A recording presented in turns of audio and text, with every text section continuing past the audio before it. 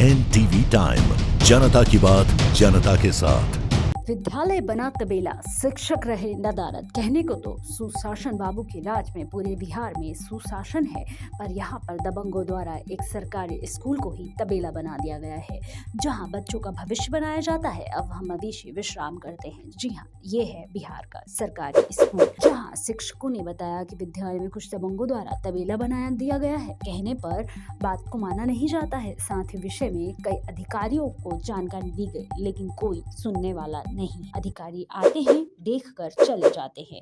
ये कोई नई बात नहीं है। कई विद्यालयों में ऐसा देखा जा रहा है। लोग आए दिन अतिक्रमण करते रहते हैं, लेकिन अधिकारी हैं कि इस और बिल्कुल ध्यान नहीं देते। अब आप समझ सकते हैं कि सुशासन बाबू की सरकार में अधिकारी किस हद तक अपना कार्य सही तरीके से निर्वहन करते हैं। वैसे भी बिहार में सरकारी विद्यालय हो या फिर सड़क हो, आए दिन अतिक्रमण देखा जा सकता है। अधिकारियों के कानों में जू तक नहीं रेंगती है। सरकारी अधिकारियों की वजह से विद्यालय की स्थिति बद से बदतर हुई है। अधिकारियों की कमी के कारण विद्यालय को अतिक्रमण कर जानवर का तबेला बना दिया गया है। वहीं विद्यालय के प्रधानाध्यापक के साथ कई शिक्षक समय से पहले ही नदारद दिखे। विद्यालय के प्रधानाध्यापक से संपर्क करने का प्रयास किया गया तो उन्होंने बताया कि मुझे कुछ काम था, वहीं और शिक्षक को भी काम था, इसलिए समय से पहले वे चले गए। अब आप सोच सकते हैं कि सरकार अधिकारियों पर नकेल कसने के लिए कई हथकंडे अपनाती है, लेकिन अधिकारी हैं कि एक कदम आगे की सोचते हैं। शाम की सेल्फी और सवेरे दूसरे एंगल से लेकर समय पर ग्रुप में भेज देते हैं। अब देखना लाजमी होगा कि सुशासन बाबू की सरकार में अधिकारियों पर कब तक नकेल कसी जाती है,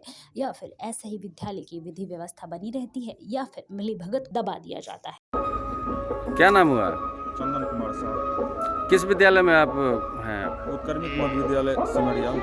आएंगे वही सेल्फी लेते हैं और वही भेजते हैं, ये उन्हीं का काम है। मतलब पहले लेके रख लिए, बाद में भेज देगा जी।